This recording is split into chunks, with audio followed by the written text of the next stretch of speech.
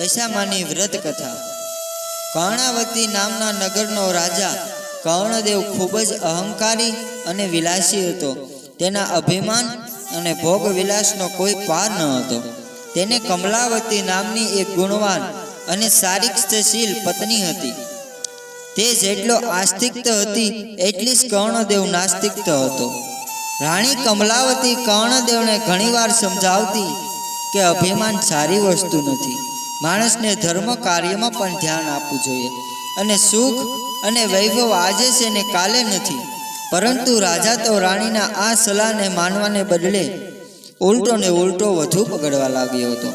તેને સુરા અને સુંદરીના મદ અને કેફમાં મસ્ત રહેવા લાગ્યો। એક દિવસ નિરાજ રાણી મહેલના ઝરૂખામાં ઊભી હતી ત્યારે તેને થોડે દૂર નદી કિનારે કેટલીક સ્ત્રીઓને ભેગી મળીને કંઈક વ્રત કરતી જોઈ છે। તેને દાસીને બોલાવી એ સ્ત્રી શું કરતી હતી તે જાણી લાવવા મોકલે। થોડી વાર દાસી પાછી આવી અને રાણીને કહ્યું, રાણી, એ સ્ત્રી દશામાનું વ્રત કરે છે। રાણી આશ્ચર્ય પામી તેને પૂછ્યું, એ વ્રત કેવી રીતે કરાય છે તે જાણી લાવી છે? હા, તેમને કહ્યું કે અમે સૂતરના 10 દાંતણા લઈ તેને કંકુથી રંગીએ છીએ અને તેની 10 ગાંઠો વાળીએ છીએ। વળી દશામાની માટીની મૂર્તિ બનાવી તેની પૂજા કરીએ છીએ। આ સાંભળીને રાણીને પણ દશામાનું વ્રત કરવાનું મન થયું। તેને રાજાને વાત કરી। રાજાએ હાસી ઉડાડતા કહ્યું, રાણી, આ વ્રત બધું ધતિંગ છે। આપણે શેની ખોટ છે? આપણે આ વ્રત કરવું પૂરી પડે છે?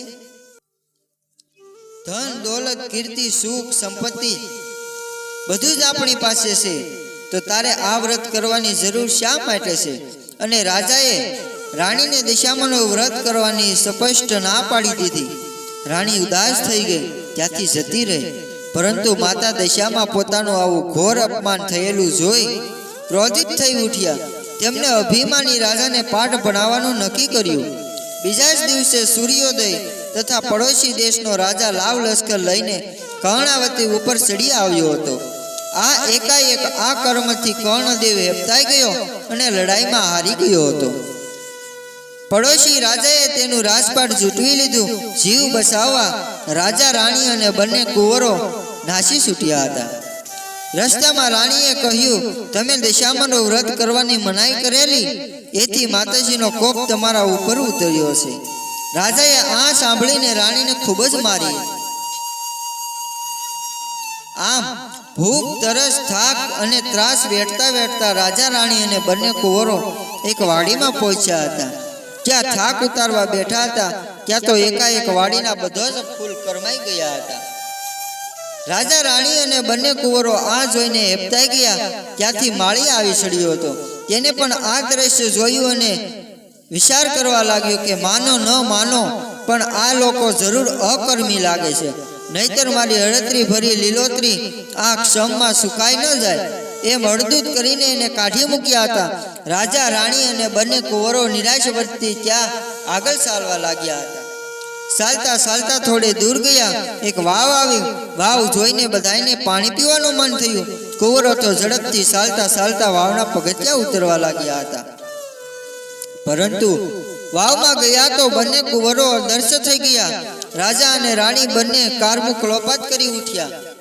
રાજાને હવે મનોમન પસ્તાવો થવા લાગ્યો કે જરૂર દશામાના ક્રોધનો શિકાર બન્યો છે। પહેલા રાજ ગયું અને હવે કુંવરો। રાજાએ રાણીને કહ્યું, રાણી, રડીશ નહીં। જેને કુંવરો આપ્યા હતા તેને પાછા કુંવરો લઈ લીધા। રાજા અને રાણી આગળ ચાલવા લાગ્યા હતા। ચાલતા ચાલતા તેઓ એક ગામના પાદરે પહોંચ્યા। રાજા આનંદિત થઈ ગયો અને તેમને કહ્યું, રાણી, આ તો મારી બહેનનું ગામ છે, ચાલ મારી બહેનને મળવા જઈએ। રાજાએ એક માણસને બોલાવી પોતાના આગમનનો સંદેશો આપવા બહેનને ત્યાં મોકલ્યો હતો।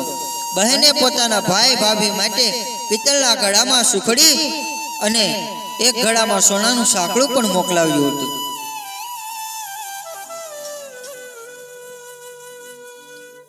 રાજાએ ઘડામાં જોયું તો સુખડીની જગ્યાએ કોલસા અને સાંકળાની જગ્યાએ ફૂફાડા મારતો કાળોતરો નાગ નીકળ્યો હતો। આ જોઈ રાજા ક્રોધેથી રાતો પીળો થઈ ગયો અને તેમને માન્યમાં ન આવ્યું કે મારી સગી બહેન ઘડામાં સાપ મોકલાવ્યો છે। પરંતુ હકીકત રાજા માથું પકડીને વિચાર કરવા લાગ્યો. તેને સમજમાં આવ્યું કે આ બધું દશામાના ક્રોધના પરિણામ છે. આથી તેને ઘડાને જમીનમાં દાટી દીધો.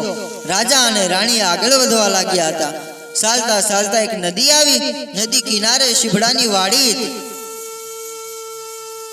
રાણીને ખૂબ જ ભૂખ લાગી હતી. તેને રખેવાળને એક શીભડું આપવા કહ્યું.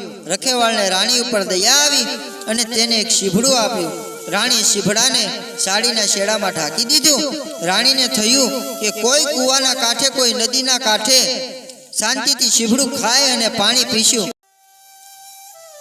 રાજા રાણી થોડે દૂર ગયા હશે ત્યાં જ તેમની પાછળ સૈનિકો આવી પહોંચ્યા. તેમને બંનેને રોક્યા અને તેમની ઝડપી કરી લીધી હતી.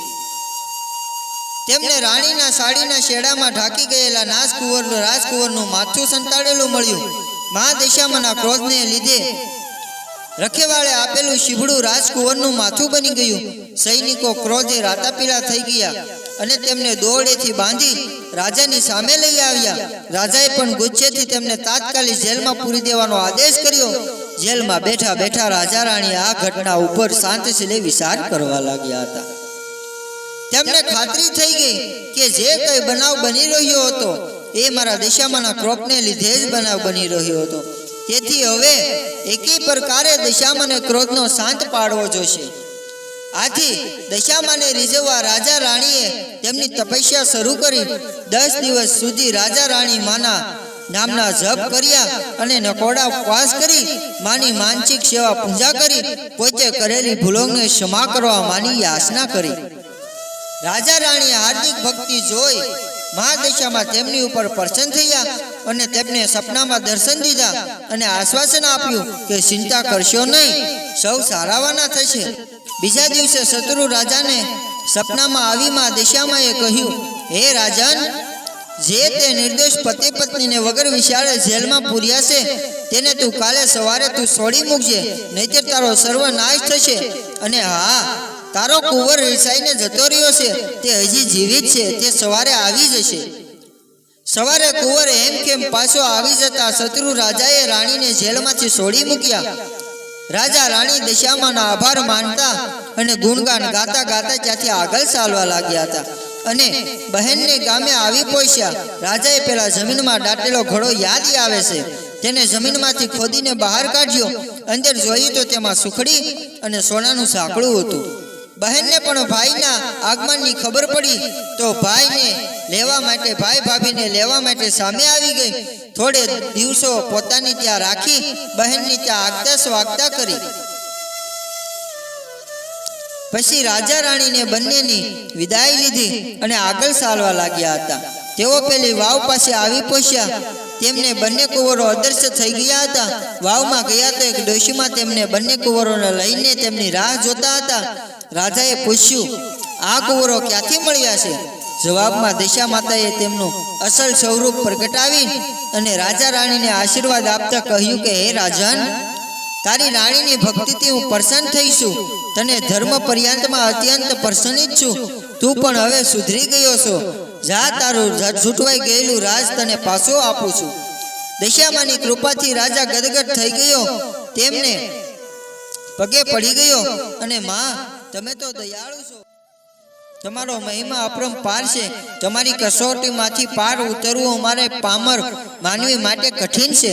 તેથી માં સૌ ઉપર દયા દ્રષ્ટિ અમિષ્ટિ રાખજો. દશામાએ કહ્યું કે હે રાજન, જે કોઈ દશામાનું વ્રત રાખશે તે મારી અમિષ્ટિ પાત્ર થશે અને જે કોઈ મારું વ્રતનું અપમાન કરશે તે મારો ક્રોધનો ભોગ બનશે. અને દશામાં અદૃશ્ય થઈ ગયા. પછી રાજાએ પ્રજાને સાથ લઈ શત્રુ રાજા સાથે લડાઈ કરી અને પોતાનું રાજ મેળવ્યું.